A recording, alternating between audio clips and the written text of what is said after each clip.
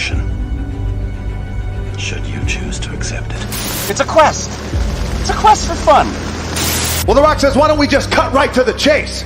Okay, now he wants to get together. Well, he wants to talk. I want you to do me a favor. I want you to tell all your friends about me. It's showtime, folks! What are you?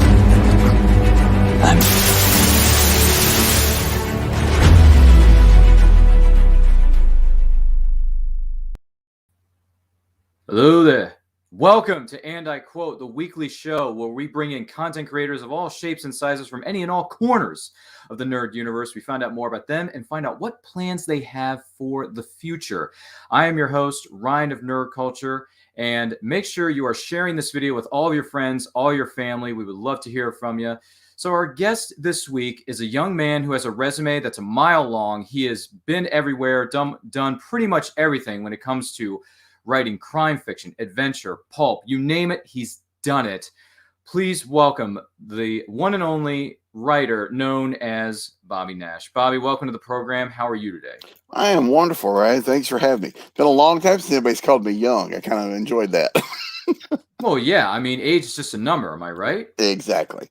It's just a number. And by the way, if you have any questions for our guest, author Bobby Nash, feel free to leave them in the comments section, leave them in the chat. Our producers are going to be monitoring it as we go throughout the course of the show. We will bring them up on screen. We'll get to your questions ASAP. But in the meantime, sit back, relax, and enjoy this question. So, Bobby, to kick things off, what were some of your favorite books or writers growing up? Oh, good question. The very first novel I ever read, or was called The Snowbound Six. It was by a writer named Richard Martin Stern. And I wrote it. My mother was an avid reader, and this was in the 70s, and she had those Reader's Digest collections, which was multiple books and, combined in one hardback. And I fell in love with this story because it was an adventure serial where it's a plane crash and these people are stuck on a mountain and they have to get off the mountain because the storm's coming in. And I just fell in love with that adventure aspect of it. And it, that has kind of followed me because I still that's the kind of stuff I still read and write is these adventures, action heavy things. And then after that, I got into comics. Comics was a big inspiration for me getting into reading, because I liked the cartoons. I watched Spider-Man on TV and things like that. But then, when I realized, oh my God, there are books with Spider-Man in them, that was a big thing for me. So those, I started from there, and then, so read a lot of comics, read things like, got into, as I was going on, Hardy Boys and Encyclopedia Brown, and they put out after Star Wars, they put out some Han Solo novels. Those were a big deal for me as a kid. So things like that. Yeah. Interesting. Now, when did you specifically decide to become a writer yourself? When I realized I would never make it as a comic book artist. that was the dream of growing up as a kid. When I realized that drawing comic books was a job, and I was like, oh, that's the job I want. Well, it turns out I'm not quite good enough to have that job. But I started writing stories to have things to draw. And I was trying to do both. I was writing my stuff and drawing it. I was writing stuff for other people to draw. And, wasn't really making any traction with either. And actually, I had a friend who kind of set me down and says, okay, tough love time. He goes, you're splitting your focus. You need to pick one, and focus on it, and you'll get better at it. But right now you're splitting your focus so much. You're not great at either one. And I guess it was just one of those days where I wanted to hear it and it made sense. And so I decided to focus on the writing side of things. I still draw, but not professionally. So I focused on the writing side of things, and suddenly found myself, writing and being paid to write comic strips for publishers, which was cool. And then after doing that a couple of years, I was like, I'm going to write a novel. So I did that, and my first novel was horrible, but I finished it, and as you know, the greatest motivation to do it again is finishing something. Mm-hmm. I proved I could do it. Now I wonder, can I do it again? And so I started on a second novel, which was different. The first one was a science fiction novel. Mm-hmm. The second one was a crime fiction story that eventually became Evil Ways, which was my first published novel. So. Wow, that is truly extraordinary. Questions are already coming in. Terry MacGyver wants to know, hey, Bobby, do you have a character in mind before putting pen to paper, or do they take on a life of their own while you are writing? Oh, that's a good question. It could vary. It could go either way. When I'm doing a series, a lot of times I know, like, especially if I'm on book 2, 3, whatever, by then I know who the characters are, or at least the main characters. But sometimes there have been times when I did a lot of anthology work, and I still do anthologies from time to time, but where you're doing short stories, with characters that are either not yours or in situations that you didn't create or come up with. And there have been times where I'm like, I have no idea what to do, but I've got to get it done.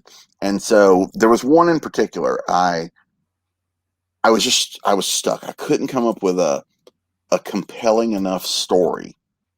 And so I just decided to start writing. And what I did was I focused on a character that I created. It was just a guy.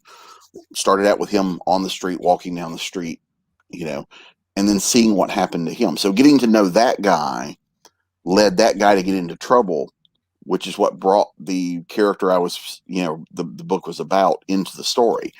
And the story kind of fell together by following this one guy and getting to know him. And so that helped bring in the hero of the piece. And so in that case, just picking a character and going, I had no idea up front. When I go into things like a series, like with Snow or Domino Lady or the Sheriff Myers or whatever, because I know the characters, because we're multiple books in, I kind of go in knowing, okay, what's going to happen to these guys or these characters this time? I usually try to give something, so there's something for them to do that's not just you've got to solve this case, but maybe something else is going on too. And I get ideas and scenes in my head of things I want the characters to go through. Simply extraordinary. Thank you very much for sharing that with us. Terry, thank you for the question. Once again, we're talking with crime fiction writer extraordinaire known as Bobby Nash. You got any questions for him, leave them in the comments, drop them in the live chat. We are going to get to him as we go along with the show. Thank you for those of you who are watching us, who are chiming in the comments. Thank you so much. Charles F. Millhouse is here with us. Brian Wensloff of Reels and Heels. Speaking of wrestling, he's in the house as well. Brian, thanks for being with us. So, Bobby, what would you say are some of the biggest rewards of being a writer? Ooh. Well, I love creating. I love creating the stories. I love getting to doing the stories. So there's a lot of fun in that. If I wasn't doing it professionally, I would probably do it as a hobby. Mm-hmm. It would probably be simpler as a hobby. Certainly a lot less time consuming.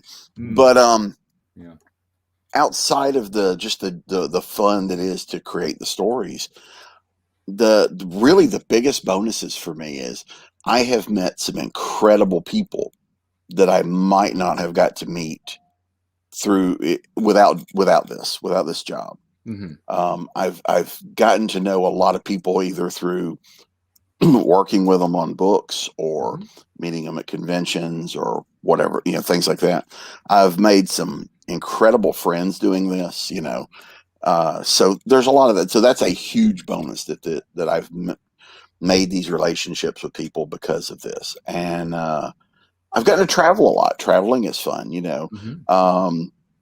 It's weird. Sometimes I'll if I was like, I want to travel, and I'll talk myself out of it because, you can't afford that or you can't do that, But, you want me to travel to a convention? No problem, So I've gotten to travel quite a bit, and it's been fun. An incredible journey to be sure. Brian Wensloff chimes in. He asks, What are some of your favorite characters from literature? Mine is Harry Bosch, according to Brian Wensloff. Harry Bosch is a very good pick. I absolutely adore the Bosch novels.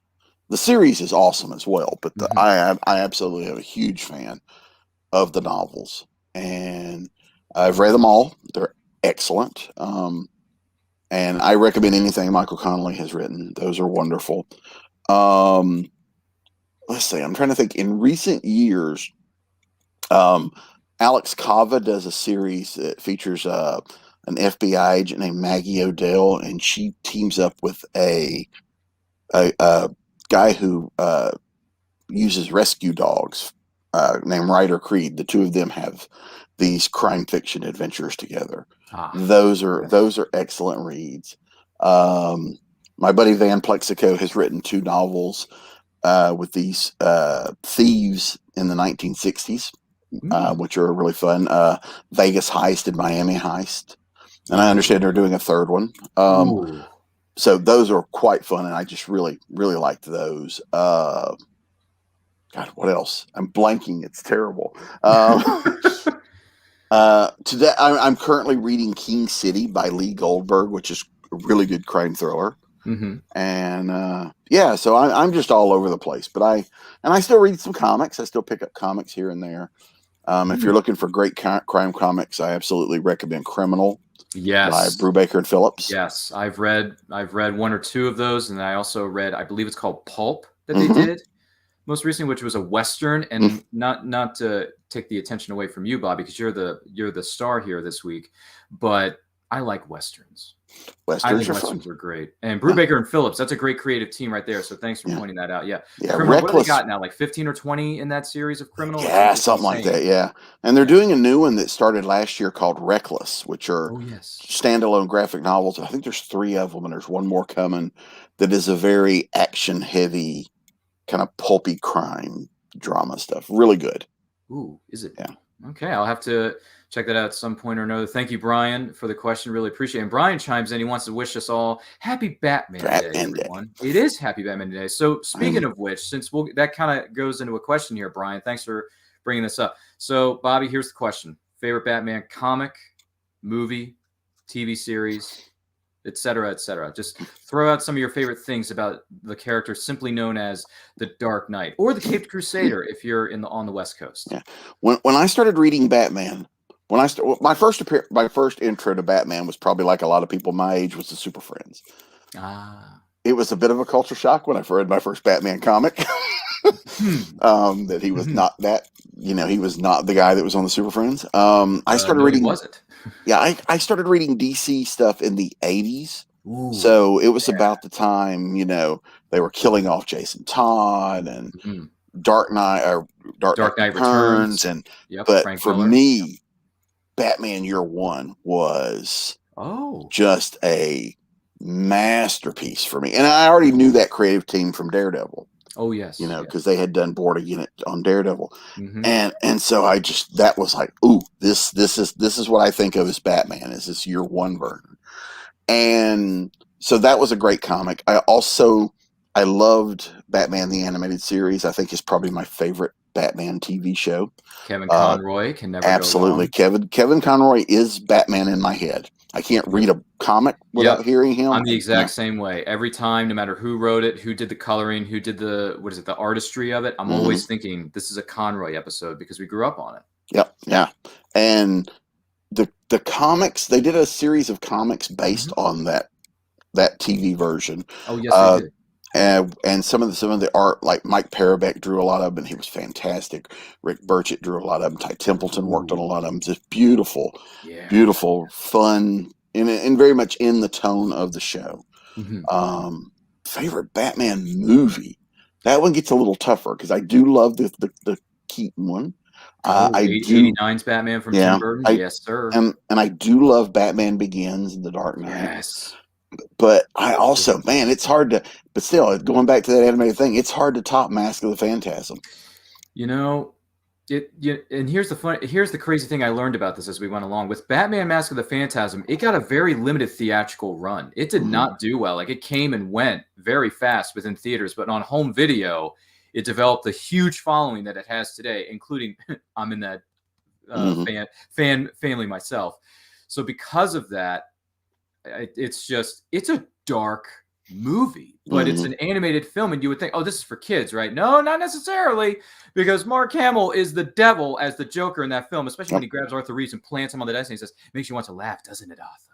I'm like, whoa, this is like that could have been that the script for that could have been filmed live action. It's dark. It's dark, dark, but it's a great film, and the voice cast is it's incredible. From Kevin Conroy, who'd have thunk that Luke Skywalker could play the devil himself as the Joker? Yeah, if that's and not we love range him as an for actor, it. I don't know what is. Yeah, and we love him for it. You know, that's the thing. Like, we love him as Luke, but then we also love him as playing the most sick, twisted villain of all, arguably of all time, as the Joker. So that film's up there. There's no. I think it's one of the best like origin type stories for a character, because we've never seen something like that with Batman up to that point. We've never seen something like this. So I'm thinking to myself, if I'm going to put this in the comic book Hall of Fame, this would be like in the probably top 15, if not the top 10.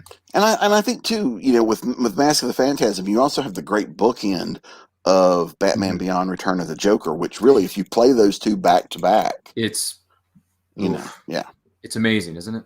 Mm-hmm. Yeah, so for me, I think one of my favorite Batman films is obviously 89, because I can watch that all day, all night. Doesn't matter. Jack Nicholson, Michael Keaton. You want to get nuts? Let's get nuts. So excited to see Keaton back. I'm really curious to see what's going to happen there. I want to see a trailer, and I want to see if they drop some footage of him in the suit again, or him just grabbing a guy by the throat and saying, "What are you?" Like, if I hear those words just one more time, 35 plus years later. Yeah, because Keaton looks now, at the age he is and how he looks, it's very reminiscent of the Bruce that's in Batman Beyond. So even if he wasn't in costume, I could still see him playing that version of the character. So. Yeah. So for me, some of my favorite Batman moments would probably be Batman 89 is a huge one. The animated Mask of the Phantasm within the animated series, that's probably my favorite part of the series. And then favorite comic featuring Batman, I'd probably have to say, it's kind of tough because I like certain ones more than others, but I'm trying to think of what it was. I think Batman Hush was really good. Hush was good. I liked Hush until the last issue. Yeah. I have the writer in me has problems when you get to the solution and they have information that you didn't give the reader. And a lot of the clues that Batman uses to solve Hush, the Hush problem. The Hush problem, yeah. Were things that we as the reader did not see.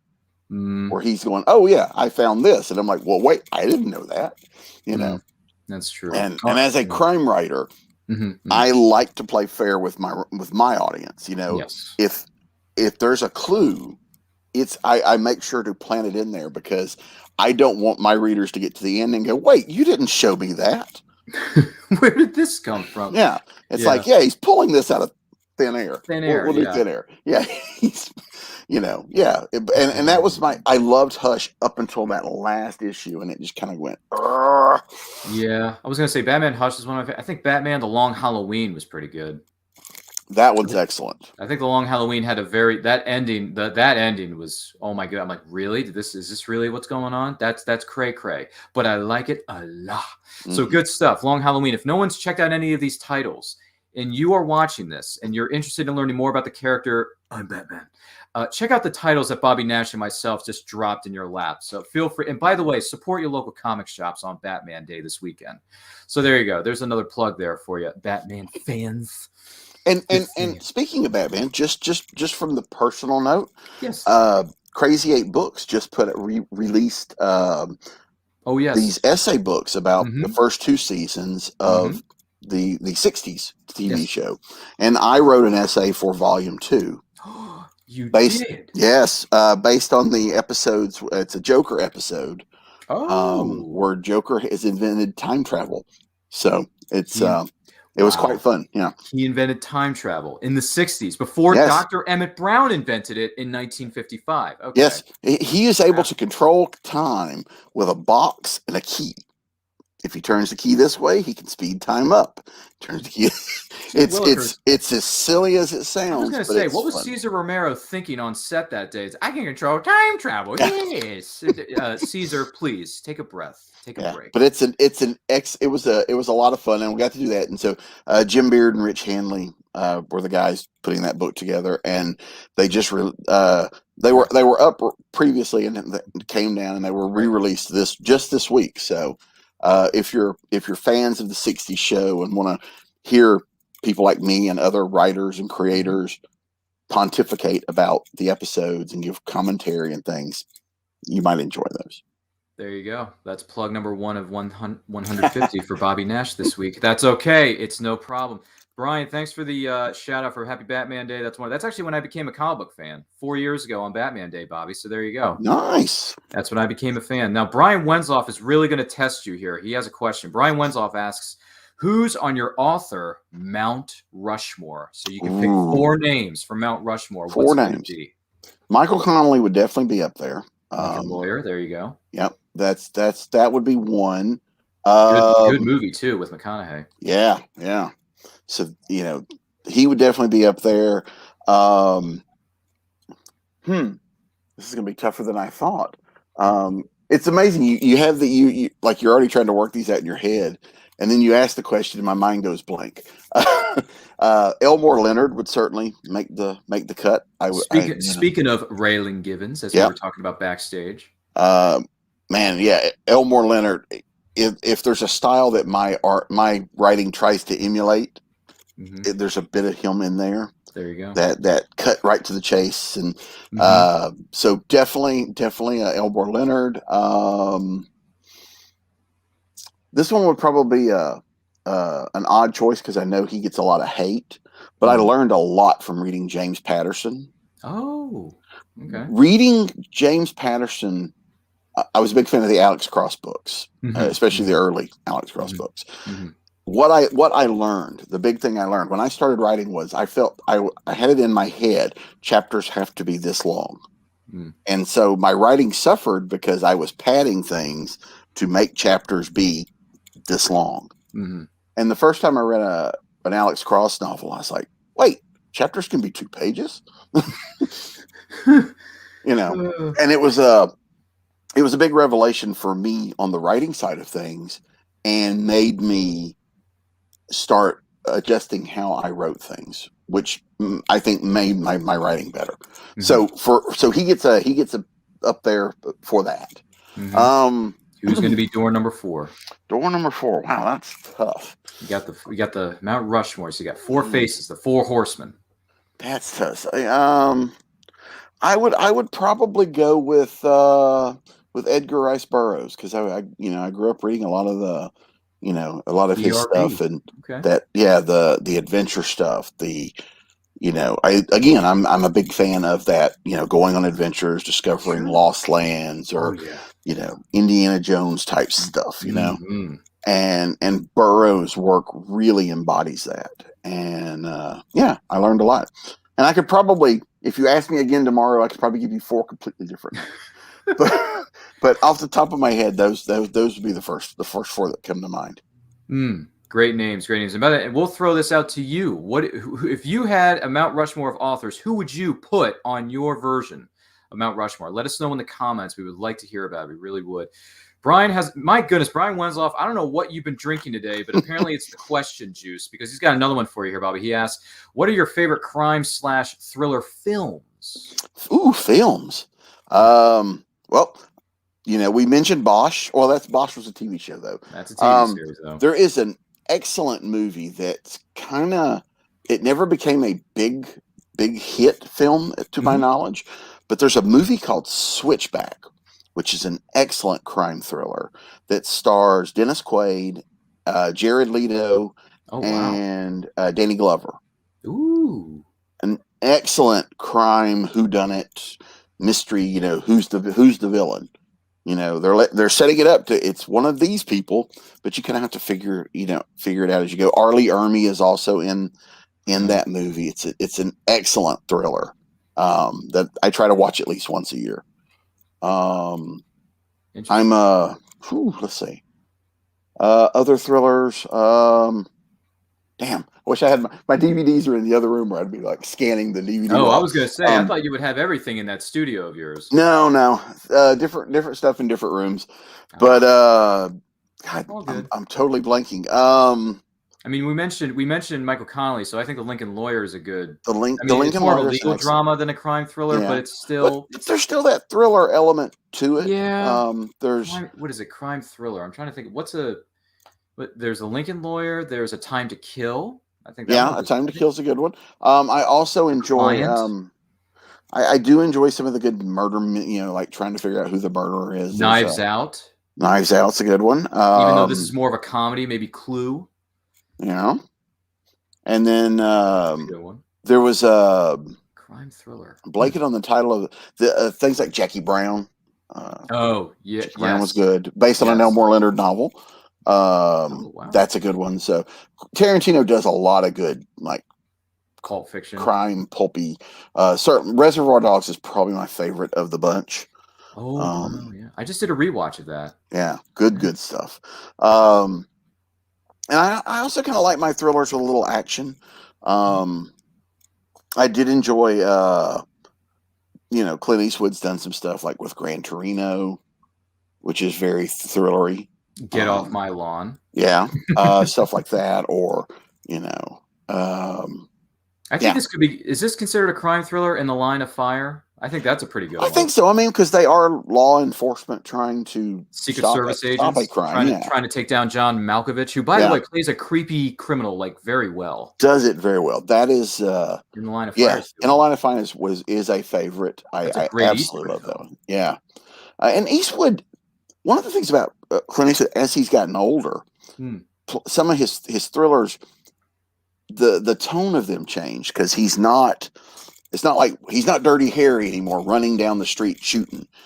So how his character deals with the thriller changes, and it's something that I've really think about as I'm getting older. Of I don't run like I used to. If I get thrown over a table, I don't pop back up like I used. I'm gonna lay there and go, and then the killer's gonna Eastwood could probably do it, but yeah. Well, I worked on I do some acting and mostly extra work, but I do some acting on the side. Mm-hmm. And I worked on a Clint Eastwood film. No way. You don't see me on it. My car made the movie. But I was in The Mule. Oh my gosh, you were in that? Well, I was there. Well, you were there, but they ended up not using us. We spent 2 days sitting in a hotel room while they were filming right outside. But I did get to meet Mr. Eastwood. It was a very brief meeting. We passed each other in the parking lot. Yeah. And I just kind of said, Mr. Eastwood, and he went, and kept. He just gave you the. He didn't give you. Keep up the good work, son. Yeah. And he just walked off. No, he didn't. He just gave you a thumbs up, like, thanks for being here. We need extras. Yeah. But watching the man work, was, because sometimes we had to be in the room because, we can't be in the way. But there were times when we could go out and just be there and watch. And so watching him work as a director. I mean, obviously I'd seen him act before. I've seen movies where I know how he acts, but watching him direct was a joy. And, and I learned so much from doing that, of seeing how different directors handle projects. And he's built a team that's, follows him from movie to movie. So he doesn't really have to go around setting up shots and put the camera here. He's got people that does that. And he spends all of his time with the actor going, here's what we need to do. And they work that out. And then it's like, just go when you're ready. And very fun, very relaxed set, but he keeps it moving. So I was very impressed. But yeah, so sorry, I got off on that tangent okay. Yeah. So thanks for bringing that up. It's a good film. I just saw The Mule not too long ago, so that was a good film. I liked it. Man, my goodness, that was a tense film. Yeah. Very tense. It was fun. We were there for the stuff we were there for. Like I said, I was there for 2 nights. We were there for the stuff where Bradley Cooper finds the guy he thinks is the drug mule, and the big guy. Yeah, the big guy. And Yeah. he was hilarious, by the way. At one point, he comes out of the room holding up. He's like, they just did set dressing, and he holds up this shirt, and he goes, "I can't put an arm in this shirt, and they want me to think it's mine." So it was hilarious. So we had a ball with him, but we got to watch the fight scene where they crashed through the door and out over the side. So we got to watch them do that. And yeah, so it was fun. It was a fun time. Goodness gracious, man, that is amazing. So stuff like that's fun. I've done, cool. I've done a few things where I have lines and really acting. Most of the stuff I've done has been background stuff. Just, walk over here, you're playing this or whatever. And, you kind of sometimes interact and sometimes you don't. You just, depends on the project. So. Right. Well, going back to who would you put on your Mount Rushmore? Charles F. Millhouse is here with us. He chimes in with his Mount Rushmore. He says, for me, it would be Frank Herbert, William F. Nolan, I believe it is, Isaac Asimov, and Jim Butcher. Nice. That's what Charles F. Millhouse has to say about that one, about who would be on your author Mount Rushmore. Thank you for chiming in, by the way, Charles F. Millhouse. Really, really do appreciate it. I would take Charles on my second Mount Rushmore. Oh, there you go. There you go. See. Trying to score some brownie points there, Bob? That's right. It's okay. It's okay. It's all good. So on the flip side of things, what would you say have been some of the challenges of being a writer, Bobby? Ooh, well,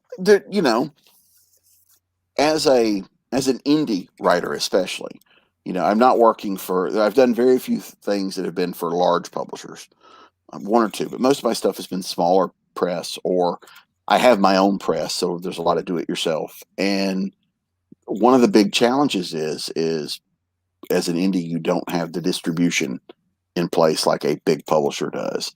You're not going to walk into Target or Walmart or one of the bookstores in the airport and find my books there. You're just not. It's not going to happen. You're not going to walk into Barnes and Noble and see most of my books there. They'll order it for you, but they're not going to stock it. It's not going to be shelved.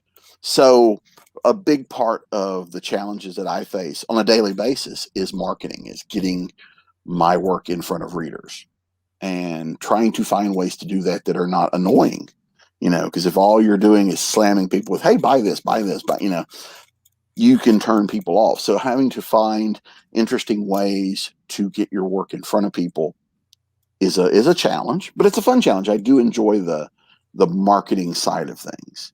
And there's a lot of different ways to do that, things like talking about the books while you're working on them, or I'm not selling anything, but I'm just talking about, I had to research this today, or, I'm working on this book. And, so you're putting it out there without, heavy handed trying to like beg for money or, buy my stuff, So different things like that. I love doing stuff like this, interviews and podcasts, and getting out there and just talking about writing and doing panels at conventions. All that kind of stuff is fun. But it's just different ways of getting the work in front of people, and that's a challenge. It's a challenge. I think most of us, regardless of what size publisher you're working for, we face, because even the big publishers are, they don't market like they used to. They don't send you on this big 3-month book tour, and the publishing model has very much changed. So that's a big one, so that's probably the biggest challenge I face. It's actually easier to write the books than it is to sell them. It's, and I think anybody else that's a writer will understand. I mean, Charles is probably right now nodding his head going, yep. So it's, so that's a big challenge. The rest of it's pretty easy. I mean, I have a great commute. I get up in my bedroom. I walk across the hall to the office. I'm dressed comfortably. I mean, I wore a clean shirt, but I'm wearing my pajama pants as we talk. Oh my Lord. So those are some of the easy things. But the challenges basically are just finding ways to get the work out there.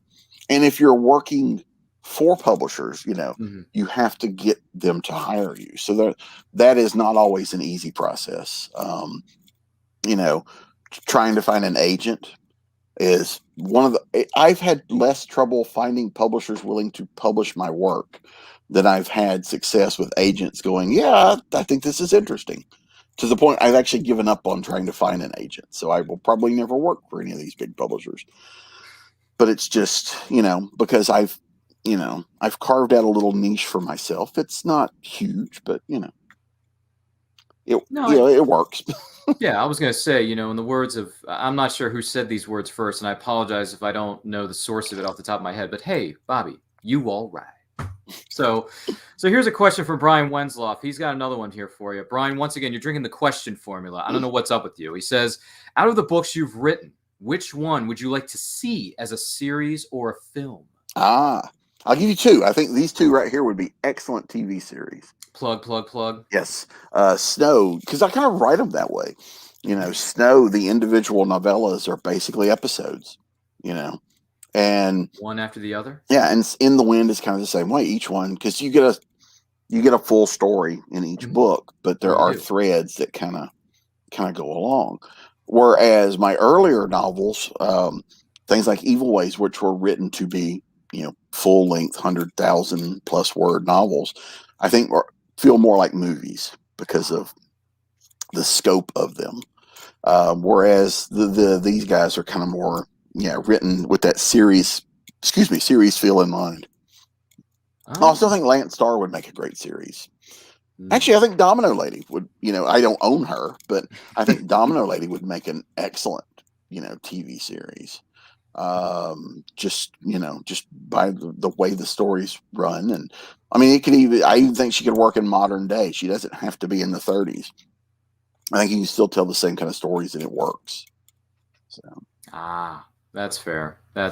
And to me, I never, even when you're writing something, you're only going to do once, the characters don't leave you, they stay, they hang around. And so like characters I worked on years ago that I don't own, I'll never work on again, or some cases they're not even used anymore.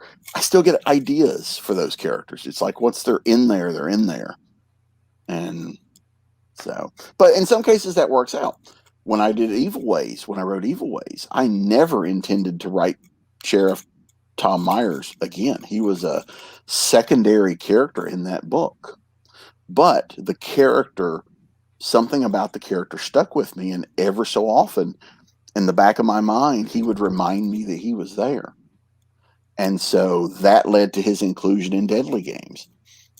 And then he would still, ever so often, and then it finally clicked one day, the story that became In the Wind, which was weird because the original idea was not a Sheriff Myers story. I had the idea of the plot, but when the two came together, that's when it finally was like, oh, I know what this is now. Because a lot of times I get ideas and I have a folder and I'm like, I don't know where that goes yet. Or I don't know what, it's just the germ of the idea. And so you put it in there. And sometimes it's characters. I have characters that I don't know what story they're there for. But I have characters. And so I'll do all the character write-up and I put them in a folder. And it's like, one day we'll find the story for you. And so that's what happened with In the Wind. This idea I've had about a missing witness and trying to find a missing witness. Whatever magical thing happens inside my brain that one day took those two very different things and went, oh yeah, these two work together. And suddenly you have an idea, Well, that works weird. out. Yeah. No. It's every writer has their own process. It's okay. Yeah. There's nothing to be ashamed of here. Now, I want to take a step back in time for a bit. I'm just curious. They say that a picture is worth 1,000 words. So I just want to know, how did this happen? Domino Lady Money Shot. Tell us how did you come up with the idea for the story? And in a way, if you have an executive standing inside the elevator with you and you have to give something known as an elevator pitch, tell us about it. Okay. Well, I had written Domino Lady in the anthology, and I'd done a couple of comic things with her for Moonstone. One day I get an email from Joe at Moonstone, who knows I'm writing, I write novels, and he knows that I write thrillers and crime fiction.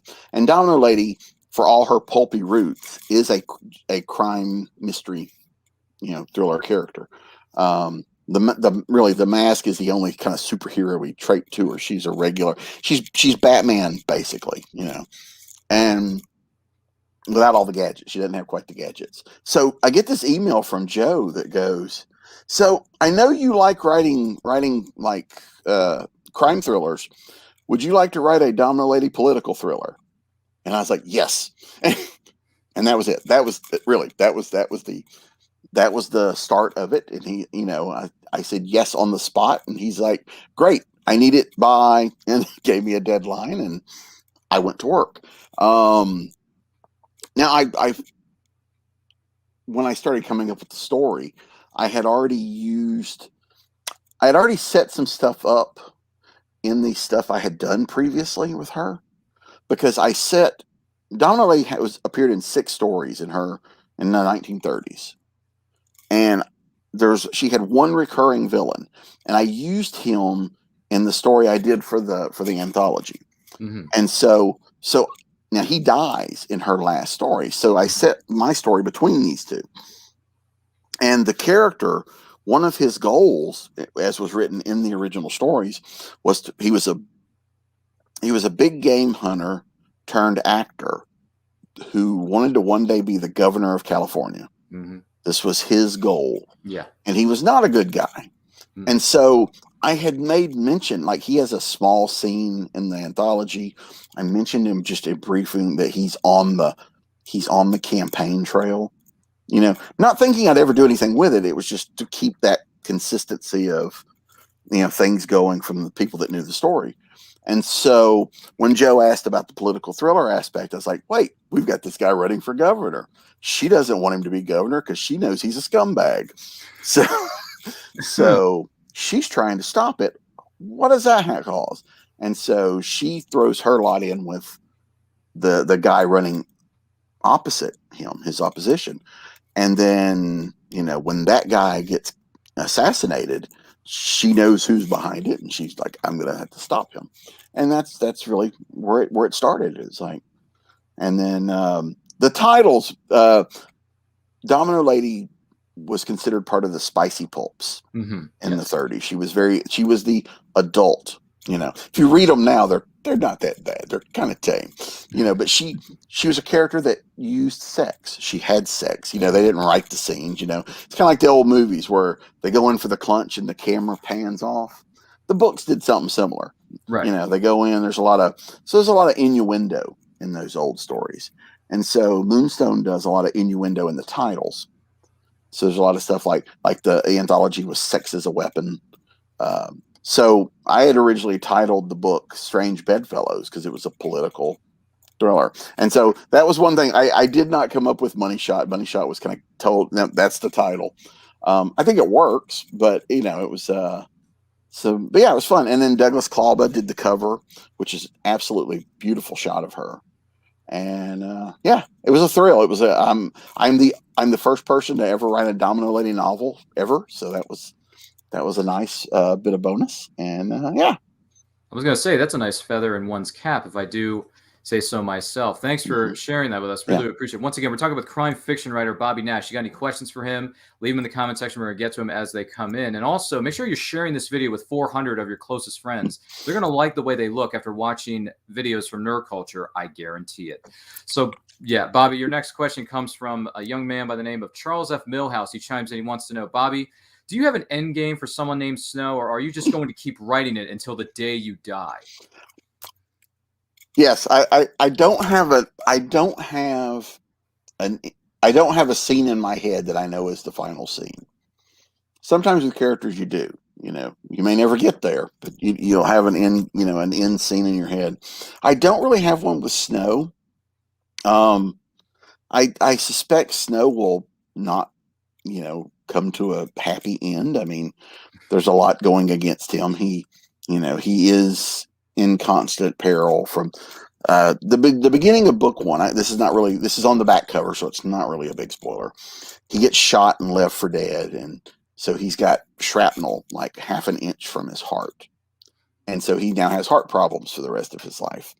And even though his doctors and everyone has said you can't go leaping headfirst into these problems and these things that you do anymore, you've got to take it easy, he still leaps headfirst into these problems, and eventually one of them's probably going to cause a heart attack. I don't know, That's just off the top of my head, but hopefully it'll be, though, a good long ways away, you know. No, that's fair enough. Fair enough. Once again, thank you for the questions, everyone who is chiming in here. Charles, thank you for that. Brian Wenzoff asks, Stephen King or Clive Barker? Which one is it going to be? Wow, that's tough. I've only read a little of each. That's tough. I'd probably give the nod to King a little more. I think I like the movies based on King stuff. I think sometimes a little more than I like the novels. But so there's been more of his properties that I've been a big fan of. But yeah, so probably King. Of course, one of my least favorite novels of all time, King wrote too. So that could be I was not a fan of The Colorado Kid. I wanted to throw that book across the room when I was done. Oh, like Bradley Cooper's character throws the book out the window in that movie Silver Linings Playbook. What the blank? Well, it was. It's not that it wasn't because it was written poorly or anything. No, it's just that the entire book is two guys telling a story to someone. That's it. It's two guys telling a story. They're not even like. It's not like you even go into the story. It's just. It's That's not the framing sequence. That's the whole thing. It's just, well, let me tell you what happened, and which is one of the things you're told. The first rule of writing: don't do that. And it just, so it bugged me. It was a, personal taste thing. I did, however, love the TV show that was based off of the book. So. That's fair. That's fair for sure. Now, I want to take a step forward a little bit and get a little bit more towards the present. And I'm curious. This one right here, it's called In the Wind, with an incredible looking cover, if I do say so myself, with a badge and a couple of shots being put through. I believe it's a set of glass. So I'm curious, Bobby, how did In the Wind come about? And once again, an executive is standing right next to you in that elevator. You got to give the best elevator pitch in the world to that executive. What's it going to be? Go ahead. Oh yeah, and I guess I didn't really do that with the Domino Lady one. Sorry, the Domino Lady, the pulpy political thriller would be the elevator pitch for that one. That cover, by the way, is by Jeffrey Hayes, Plasma Fire Graphics, who does an excellent job. Actually, I just saw the cover for book 2 yesterday, so we haven't unveiled that yet, but that's coming soon. In the Wind is the first in a series of mystery thrillers starring Sheriff Tom Myers, who is the sheriff of Summersville, Georgia, which is a fictional county that I created in Evil Ways. In Evil Ways, Tom is the sheriff, and he is not the main character. And so after Evil Ways, the character just kind of, like I said earlier, the characters kind of remind you they're there. And so a few years later, I did a novel called Deadly Games, and which was not even a sequel to Evil Ways. It featured different characters. But at one point, I needed them to get out of the city and go to a smaller community. And I was like, well, wait, I've already created this town. I'll just use that town. And so I figured, I'll have them in the town, but that's all I'll use. But as the story progressed, this little voice in the back of my head goes, look, this is the point where you'd call the cops. And that just kept hammering over and over. It's like, people are going to go, why didn't you call the cops? So the sheriff and his deputies make a return appearance in that book. And so at that point, when I finished that one, just like with Evil Ways, it's like, I'm never going to write these guys again. So, like I said earlier, I had this scene in my head for a long time which is the beginning of this book, a safe house where FBI and federal marshals, U.S. Marshals have sequestered a material witness who is going to turn state's evidence on someone. And the safe house is attacked. A lot of the agents are either wounded or killed. The witness manages to escape out the window before the house explodes. And so I had that scene in my head, and I knew that was the start of a story, but I didn't know what story. It just kind of sat there for a while. And then In the Wind was kind of attached to that idea. Sorry, I talk with my hands. You'll see that a lot. No, it's okay. And so the name, it was attached to it, but I didn't know what to do with it. I didn't have a character in mind. And so it just kind of sat on the background. and meanwhile, the Sheriff Myers character is in my head going, do you not have anything for me to do? And so eventually the idea of marrying those two, the character to the plot, solidified some way. I don't even remember what happened when it came together. But once I realized that plot was the opening to a Sheriff Myers story, the pieces all just started falling into place of where the safe house was, why Summersville is a great place for that to happen because of the way I had set up Summersville, and it's a lot of open, rural, almost Wild West parts of of the county where so where it's easy to get lost in, and so the story started coming together that way. Now, but at this point, also, I had become a big fan of things like Longmire and Justified, which we talked about earlier, and those inspired some of my choices as well because I love the look and feel of Longmire and how the characters interact with that town and the culture. I love the Justified does that as well with in both the books and in both cases in books and in the shows. Mm-hmm. Playing with that with Justified, it's that Kentucky is very much a part of that story. If it was set somewhere else, the story might be a little different. And also with Justified too, it's like, man, we're spending just as much time with the bad guys as we are the good guys. And I kind of like that, So there is some inspiration from those two things that also kind of piled onto Sheriff Myers. And so I went back, took a look at Summersville. We've jumped ahead quite a bit from Evil Ways. We've jumped ahead like 5 or 6 years, I think. Okay. And so where it's been fairly quiet, but now this happens. And so it kind of gets us on. And that allowed me to make some changes. Like I said, when I wrote the original, it was one of those things. It's like I need a location, and I just kind of created it, but I didn't put a lot of thought into it as much as I should have, because I really didn't know what I was doing when I wrote Evil Ways, and some may say I still don't know what I'm doing, but so it allowed me to make some cosmetic changes to Summersville, the setting, and the police department and things like that, and blah blah blah, and so once all that kind of come together, the story started to take shape. The idea of then doing it as a series, because when I started writing this, it was like, oh, I'll give him this one story, he'll shut up, and then that didn't work. So, because as I'm writing characters and getting into the worlds and plotting things, ideas will kick off and go. I'll write. I do a lot of free writing with these things in the early bits of it, and I'm just writing bits about the characters, the settings and whatnot.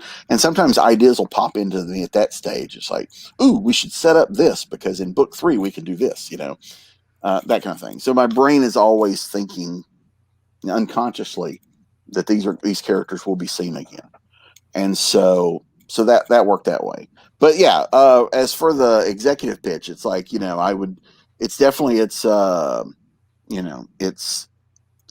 if I had to do the elevator pitch, it's Justified and Longmire with a little U.S. Marshals thrown in, the fugitive thrown in, and so because we do a lot of chasing, we do, there is action. I'm an action guy. It's very rare for me not to write anything with no action in it, and it's very action heavy. So. I was going to say, not that there's anything wrong with that. No, I'm a huge fan of action. Who isn't? When you put Justified, Longmire, and U.S. Marshals in the same sentence, that is a recipe for awesome sauce. So, Bobby, thanks for pointing that out. But yeah, In the Wind, I actually just finished reading it a few weeks ago. Fantastic. And thank you for the review. Yes, yeah, no problem. And it's a great novel. If you haven't checked it out yet, definitely check it out. It's a really, really well put together story with a great number of characters in the cover itself. I mean, now, granted, you and as well as you watch this, may have heard this in the past, never judge a book by its cover. We shouldn't do that, even though sometimes in the back of our minds we, subconsciously or whatever, we do it, even though we tell ourselves not to do it. But I'm telling you, You look at In the Wind and you see this cover. It's pretty good. I'm just going to point that out. Now, Bobby, you've heard some of these names have come across your desk, maybe in the past, maybe at some point on the television set, whether it's, who is it? You got Ethan Hunt, Jason Bourne, maybe someone named James Bond. I'm not sure. Maybe you've heard that name come across your desk. But you hear all these names. Someone says, you want a drink? Yeah, sure. Which one you want? Vodka martini. Shaken, not stirred. And for you, and then the supporting character says the same. How do you take it? Straight up with a twist. Thank you, Mr. The name's Snow. Abraham Snow. So I'm curious. Here's another one. Snow by Bobby Nash. Now, granted, I don't like winter. Winter is my least favorite season of the entire year. You want to know why? Because I don't like the fact that sometimes I have to go outside of my home and shovel 5 feet of snow wherever you may live. You may get a lot of snow. You may get a little bit of snow, maybe not. I'm just saying. But this person known as Abraham Snow, I hope I'm saying that right. Yep. Bobby, who is Snow? What is this story about? Is it a series? Is it going to move forward? And if it is, what's the greatest elevator pitch you are about to give us for Snow? Tell us about the season of Snow, or rather yet, tell us about Snow, Abraham. Yeah, Snow is, again, another beautiful cover by Jeffrey Hayes here on the screen. Snow is this idea that I had I'm a huge fan of 70s and 80s comp and PI shows and books. I loved they were all action heavy. They were all very character driven, things like the Rockford Files or Magnum PI. Most of the time, it wasn't the case they were working that kept you glued to those shows. It was the characters. And so I wanted to do a series that introduced those type of things. And this one came about in a weird way. It's not like I sat down and planned in advance. This is what I want to do. I got a call from a friend of mine who was like, hey, there's this publisher that's going to be doing straight to ebook novellas, and they're looking for some people. I want to give them your name if you were interested in talking to them. And so I was like, sure. And so we're on this conference call, and they're telling me their plans of what they want to do and the kind of book, put out straight to ebooks, and they're looking for stuff that could be read fairly quickly, and blah blah blah. Anyway, so he's like, you got anything you could pitch? And I didn't, but I had this idea, just like with the beginning of In the Wind. I had this scene that had been in my head for a while of a undercover agent having his cover blown and being shot and left for dead. And in my head, I see it like a movie. And as he's laying there, and this would be like the opening teaser of the movie or the opening scene of the show. And he's left for dead. And then the camera kind of pans up off of him as he's laying there with a pool of blood, and then I had this thing, it moves across the trees, and it's him in a car now driving. He obviously survived. And so that scene had been in my head. So I was like, when someone says you got a pitch off the top of their, and you haven't planned, you pull some of those ideas. And so I here's my idea for this. And he lives, and he's like, well, what's his name? And I had no name for him. Actually, originally I was going to call him something. I think Hunt was going to be his last name originally. And I don't remember why I changed it, but it was one of those spur of the moment things where the publisher's going, so what's this thing called? And I was like, oh, it's called Snow. And it just kind of, that's where it popped into my head. And he's like, oh, great, write it up and send it to us. And so at that point, he had no first name. I went through like 6 first names before I settled on Abraham. Because again, like you said, names from movies and stuff, and you want it to be a name that fits, but you also want it to kind of be a name that's could be real. And so my pitch is, I always pitch Snow as my love letter to the cop and PI shows of the 70s and 80s. And, Magnum, Rockford, things like that. Is usually once I say that, people go, oh, I get it, but it's a modern day setting. It's very action heavy. It's thriller, but it's a series. It's a series of ongoing books. I set it up so books 1 through 6 are series 1. And each of those 6 books, you get a full story in the book. But if you read all 6, it's one big story. Like stuff that happens in book 1 gets worked on again in book 4 and in book 6, but there's threads that go through all 6, so it's one big story. And so the particular cover you have up there now is actually the cover that's going to be used on the omnibus when we finally put them all together in all 6 in one volume. And so there's a scene there from each of the stories. Ooh. So like book 1, you know, the one with the helicopter at the top, and the guy with the sights on him, that's from book 1. You know, there's different scenes there from different books in series 1. And I just finished series 1, so book 6 should be out this month, maybe next month. But they'll continue on past that. But series 2 will start off with more standalone stuff, or it won't be. You need to read 6 of them. I learned that's probably too much. You know. It took me longer to get 6 of them out than I thought I would. So I don't want to do that to the readers again, going, why is it taking so long to get to the end? So, but Snow will continue. There will be more novellas by me. And then every 3, we collect them into a bigger volume. So you get 3 in a like a big volume. Yep. There it is. So, and I'm also I started this year inviting some writer friends of mine to be part of the Snow series. We're doing a thing called Snow Shorts, where it's short stories that we release as like 99-cent ebooks, and then we collect those as well in a paperback. Every 3 of those gets collected in the novella size, so it's very similar to what the Snow novellas look like in terms of size and format. And so I've invited other writers, and I'm doing some as well. So. But we're doing these Snow Shorts that we'll pepper out throughout the year as well.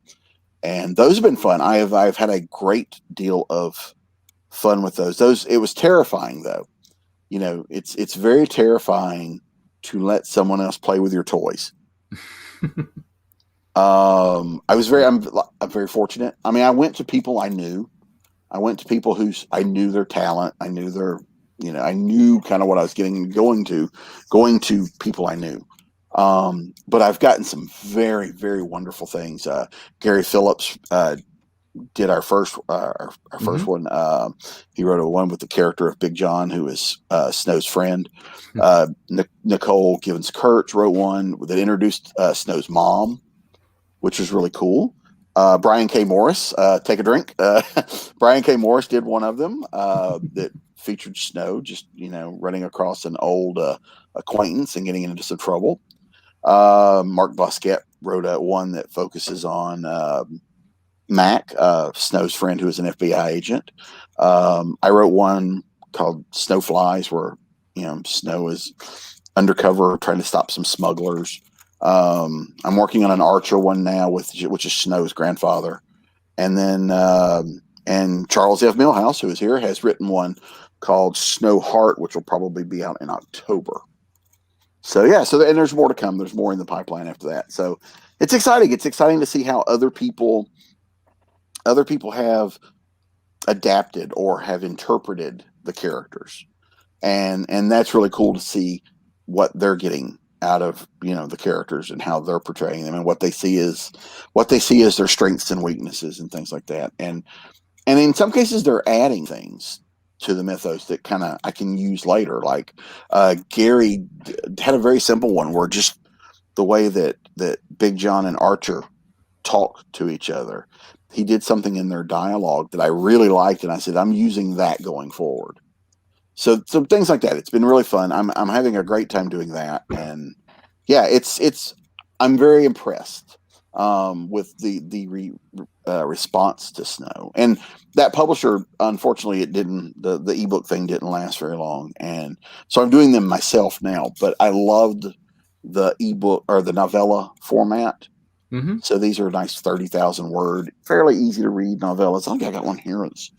I was gonna say, I'm sure you have more than one visual prop in that studio. Yeah, of so yours. like There it is. yeah. Well, this is the Snow Shorts one, so you can see the Yeah. size. Yeah, volume Yes, 1. it's a nice, easy Yep. read novellas. It's almost a small, you can fit it in your pocket, read it on the Mhm. beach, maybe read it when you're just chilling on a park bench somewhere on a nice, beautiful day in the neighborhood, a beautiful day for a neighbor. Yes. Well, see, that was kind of my thinking too, because it is very much that love letter to the 70s and 80s. Yeah. I was thinking, man, that size, I used to grow up reading, those Mhm. paperbacks. Mine are, School. I think mine are an inch or two bigger, but Mm. but still, I love that size and format. And so we're doing them. We release them as ebooks. We release them as paperbacks. Then we collect them for people that want the standard size instead of the small size. We do audio books, which are, so we're trying to get it out in as many formats. I signed a deal this week to do for next year. We're going to do a short full cast snow piece. It's like an audio drama. It's going to be like a prequel to the first book. It'll be a short thing, but so we're doing that. So different things like that. So it's a lot of fun. I've been very impressed with the number of people that have mentioned that they enjoyed the book and enjoy the series, and there's people wearing T-shirts and and Yeah, see, not that there I- you you see, yeah, there's that looks a bit similar to the image we have on your screen. yeah. But, So I had a really good. funny, a really quick snow funny story. There was a convention, Heroes Convention in Charlotte, North Carolina. Happens. Well, it hadn't happened in the last couple of years because of recent events, but a couple of years ago, I'm sitting home. I was not at the convention. I was at home that weekend. And all of a sudden, like all of my social media, my emails are like blowing up going, oh my God, there's someone here wearing a snow shirt. And so I'm getting like all kind of photos and people just telling me there's someone here wearing a shirt with your character on it. And I knew who it was because it is a friend of mine, and he had bought a shirt and told me he had it. And so I'm like telling people, great, go up and buy him a drink. But yeah, so that was cool. It's really cool that people have recognized the character. People like the character. After Game of Thrones, though, there's a lot of people that keep referring to him as Jon Snow, and that's not right. But no, two different characters, two different genres, two different time periods too. Because Game of Thrones is like way back, fantasy Middle Earth type stuff. So it's not here that Bobby. If I didn't know any better, looking at this image here that we have on your screen, I would have guessed this was a movie poster, much rather than a poster for a book series. Yeah, kind of. Yeah. Well, like I said, Jeffrey is fantastic. He did. I don't know if you can see it here. I'll show you I've got this one here in the floor here. Oh, there it is. This was the first one that Jeffrey did, and this is Jeffrey's idea of a generic snow poster. So as you can see, there's an explosion, a helicopter, a car, gunmen, after Elizabeth, missiles firing on a plane, an exploding building. This is Jeffrey's idea of generic. So but yeah, so he does this type of thing very well, and he has a great an eye for design. And so yeah, so what we're going to do is we're going to use that particular image up there. That will be we're planning an omnibus for the first 6 books, and that will be the cover for the omnibus. And yeah, man, you may have my curiosity, but now you have my attention. And I must say, Bobby, if that's going to be the cover of the omnibus coming soon to a bookshelf near you, in the words of Futurama, just shut up and take my money. Yep. Well, we're also doing like I said, we do the collections, in this big size, and this is volume 1. Volume 2 will have the same cover but flipped, so they kind of bookend each other. We're also doing, once that happens, Jeffrey has done covers for volumes 1 and 2, so we'll release those with the Jeffrey Hayes variant cover. So, and then he will be doing covers with book 7 going on. So as long as he wants to do them, I am happy to have Jeffrey Hayes covers on them. And I'm probably going to end up being happy to open my wallet and give you all the money. We'll take it. They say don't judge the book or books by their covers, but at the same time, when you have a cover being done by Jeffrey Hayes of Plasma Fire Graphics, where the cover of your book matters to you, # always promote your friends or your acquaintances, I must say. you can't go wrong. I mean, it literally looks like movie posters every time I see something from Jeffrey Hayes, respectively. And by the way, just to give everyone just a little bit of a quick tease, just real quick, Jeffrey Hayes may or may not appear on this very program. So stay tuned for more details as they become available, because I don't want to give away too much in the realm of spoilers. Yeah. But you know, people always say that too. And yeah, not judging a book by its cover is important. It but is. also from my side of things, from the selling it kind of thing. Yeah, of course. That is the thing that gets you to pick the book up.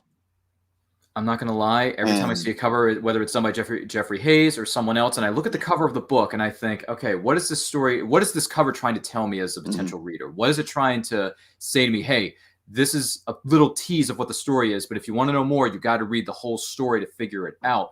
So if I see a cover that looks, let's just use this word, for example, Bobby, appetizing, I will pick up that cover, look on the back, look at a quick synopsis, because I must say, I need a little bit of something. I need an appetizer before I get the whole meal. So I look at the appetizer and thinking, okay, is this going to work for me? Yeah.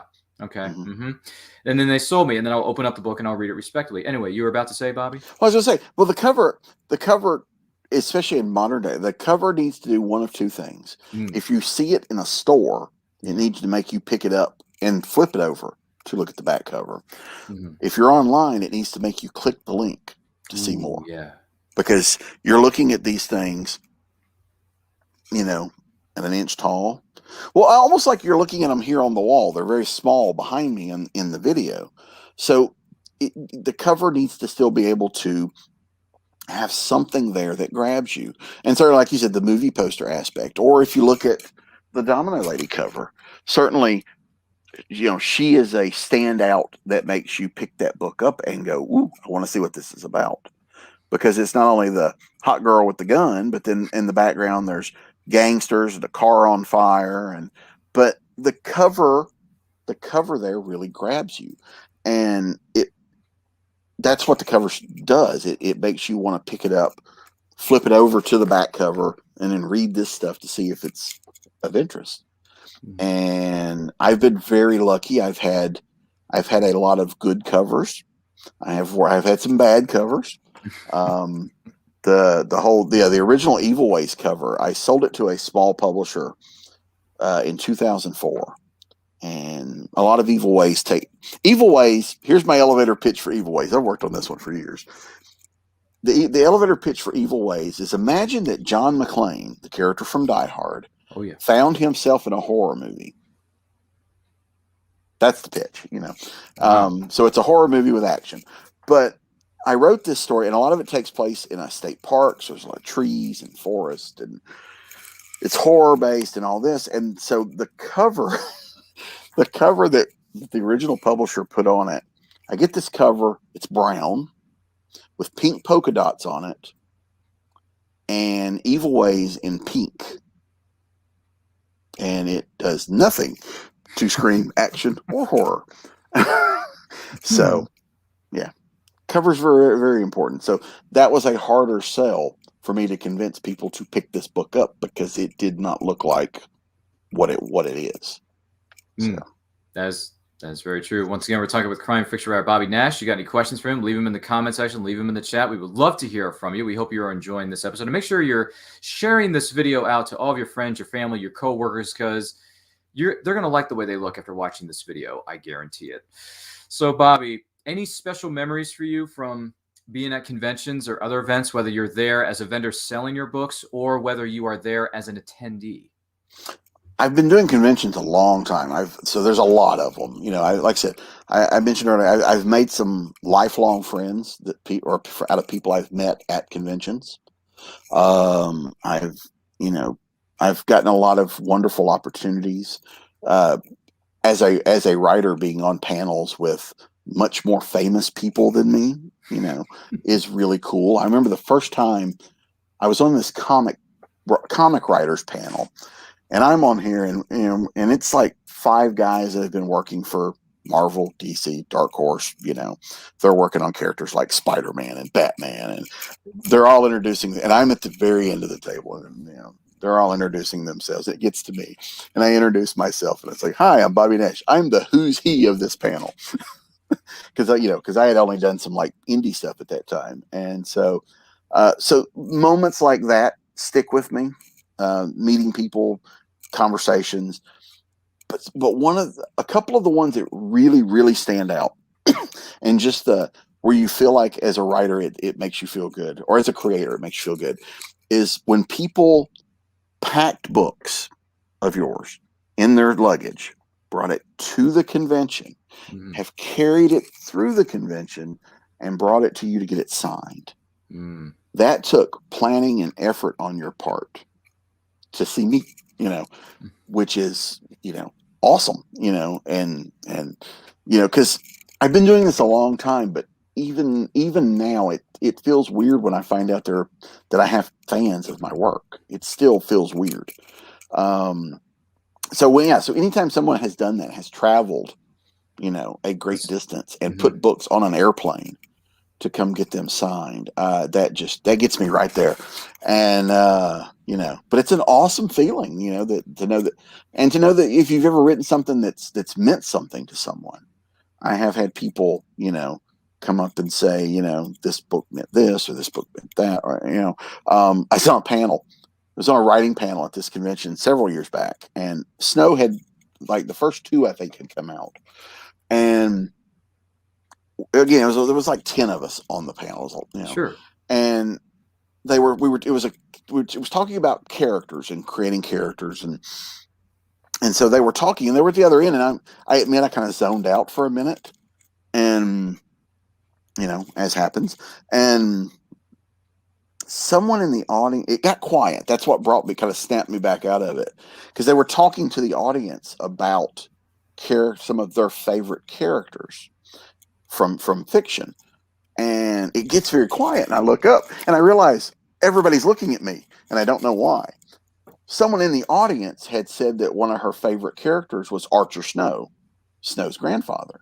And so they were all looking at me to say something, and I was like totally oblivious. And it's stuff like that, really, those are moments that kind of stick with me.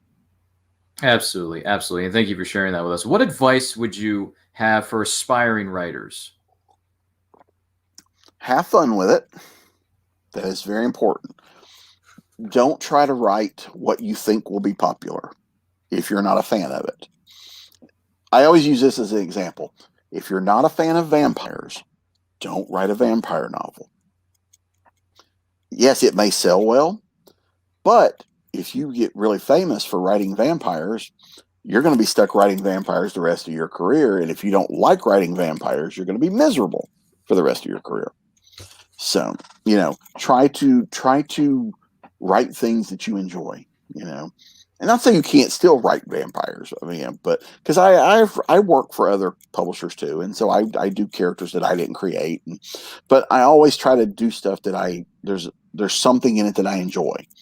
There's something about it that makes me want to do it, because writing something you enjoy is a lot easier than writing something that's a chore.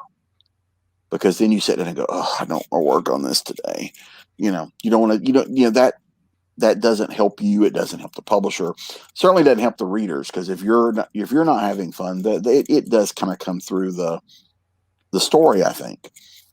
So try to decide what you want to do, write what you like, write stuff that's going to make you happy, make a plan, set goals, set realistic goals. Mm-hmm. Your first goal cannot be, I'm going to be a New York Times bestselling author. That can't be goal number one. If it is, you will never make it. You will get so frustrated. There was a time in my life where goal number one was get published. It took me a while to get there. But if that Bobby, 20-somethings Bobby, looked at me and said, where I am now, I would have thought, man, oh my God, he has made it. Because where I am now, that Bobby only dreamed of. So I set goals that helped me get there. One was get published. Because when I started, you didn't do it yourself. If you did it yourself, it was very looked down on. The self-publishing was not it was not a viable option as it is today, where people don't look down on it. So getting published was a first goal. Then the second goal was get published again. Because the first time could be a fluke, can you do it twice? Then after you do that, then you start setting other attainable goals, and then celebrate those goals when you make them. This is, you have accomplished something. Finishing a novel, it sounds, oh, okay, you finished your novel. It is a big deal. For every one person, and I don't know if these are real numbers, but for every one person that finishes writing a novel, there's probably thousands who started and didn't. And so it's something to be celebrated. Celebrate those wins. That will also buoy you to keep going. What got me to write the second novel was the fact that I finished my first one. Even though the first one was awful, I finished it. And that kind of propped me up to say, I can do that again, and I can do it better, and do it again. So set those kind of realistic goals. And the last piece of advice I give is, if you want to write as a hobby, fine, nothing wrong with it. If you want to write as a job, if you want this to be your career, then you have to treat it like a job. That means you go to work every day. That means I don't feel like working. Tough. You sit down, you do it anyway. That means, I'm on a deadline and can't go to the movies tonight. Guys, sorry, my friends, can't go to the movies tonight. Got to finish this. You have to treat it like the job. Things like that. We all miss deadlines. That happens. I'm guilty. But, your work ethic, that getting hired the second, third, fourth time, your work ethic is just as important to that as your talent, because publishers do take things into consideration. It's okay. You're a good writer. I've got 3 good writers, and in all 3 of them would write this well. This writer will do it. Will finish on time. Okay, he got the job, or she got the job, because your work ethic. They know you're not going to be difficult. Or are they going to be? This writer is easy to work with in editing. Those type of things help you. Publishers bring you back and help you get more work. And yeah, it's a big long process, but yeah, treat it like a job if that's what you want it to be. If you want it to be a hobby, again, nothing wrong with that. I know a lot of people that write as a hobby, and they're perfectly happy. And so you just have to decide what you want out of it, and then you can set your goals that way. And you can change those goals later. If you decide doing it as a job just doesn't work for me, switch it up. There's no right or wrong way to do it. So in a way, the force is strong with this one. Thank you for sharing that with us, Bobby. Now we are going to go into something known as a bit of a few questions here, a bit rapid fire, because this episode, and should I say every episode of And I Quote, is powered by pod decks. Pod decks are the hottest new tool for podcasters looking to have more meaningful conversations or gamify their podcast. Simply shuffle them up, ask a question, let the content roll. Get yours today at poddex.com. Make sure you use the promo code NerdCulture to get 10% off your order. You're not going to want to miss out on that. So, Bobby, to kick this off with our friendly neighborhood pod decks questions for you, a little bit of rapid fire, so we're going to kind of keep you on your feet. If you could send a message to the entire world, what would you say in 30 seconds? Buy my book. Everybody keep reading. Yeah, please keep reading. Simple and to the point. I dig it. Absolutely. Absolutely. So what is the trait you most deplore in yourself? I'm a procrastinator. It takes me once I get in the seat and start working, I'm okay. The hardest part is getting me to sit down at this desk and get started and not get distracted by YouTube or Facebook or video game, this game or that. Once I get started, I'm okay. But getting there is tough. Well, if you start to follow Bobby Nash on social media, you'll understand he likes to buy a lot of things and share those latest purchases with his friends, his family, and you, the fan, on his social media. But don't worry, all the links for that are in the description of this video if you want to follow Bobby Nash and his wonderful adventures of whether it's purchasing the next great item to his collection, or he's going on tour to go to a convention as an attendee, or as a vendor to sell his incredible lot of books. Let me just put it to you that way. buying the books is kind of one of those ways I celebrate finishing things. It's like, hey, you finished this novel. Great. Let's go buy something. I was going to say, treat yourself. Treat yourself. Lord knows you have bought a lot of books in the last several weeks that I've been following you on social media. My gosh, you post these books and I'm thinking, man, you must be finding these things known as diamonds in the rough. Because my goodness. Because I'm not a rich man, so I look for deals. You look for deals. Okay. Hey, listen. There's nothing wrong with it. Just you be you, Bobby. You be you. That's all I'm gonna leave you with that. So your next question here for you: what do you consider your greatest achievement? Finishing Evil Ways, getting Evil Ways published. That was there was a long stretch because it took me 6 months to write it. It took me 6 years to sell it, and then I sold it to a horrible, horrible publisher. So then it took me 7 years to get my rights back. So the fact that I finally got it in a position where I want it and got it out there and it's been read and so getting that book to where I wanted it to be was a hard fought lesson. I learned a lot of lessons about the publishing industry. Even though that first publisher was a horrible, horrible publisher, I had a book in hand that helped me get more work, and I learned a lot. So, but yeah, Evil Ways is definitely. There you go. Live and learn, right? Mm-hmm. So, what characteristic are you most known for? He talks a lot, I think. I think that's probably it. He won't shut up. Have you heard that all your life, or was Brian K. Morris the first one to tell you? No. When I was a kid, I'm just kidding. My dad used to tell me, you know that thing between your nose and chin? Yeah, shut that.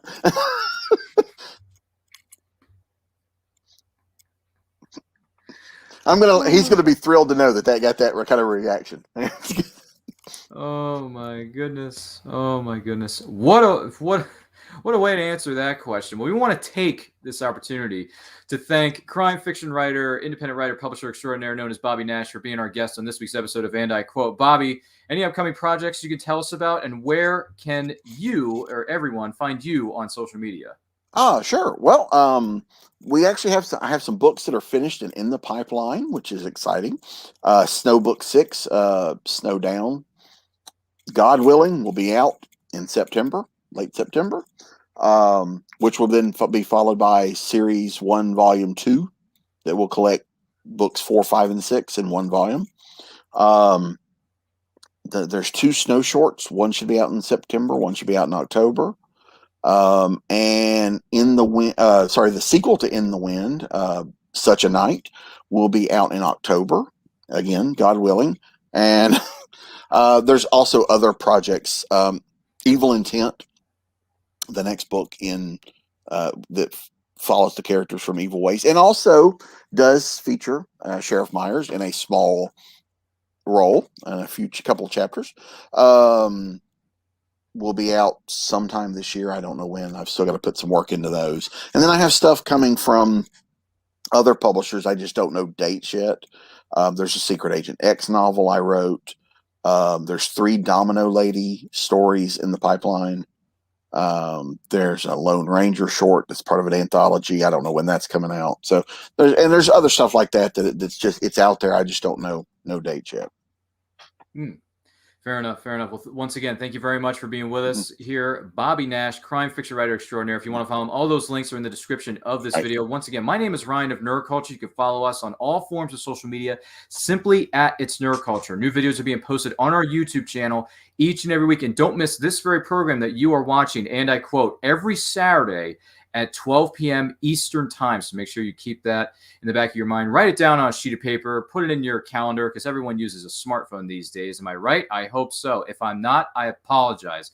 But in the meantime, to you, stay healthy, stay strong, stay safe, read books, and also not only check out all the recommendations that Bobby and I tossed your way, but also check out our good friends over at HWWS Web TV.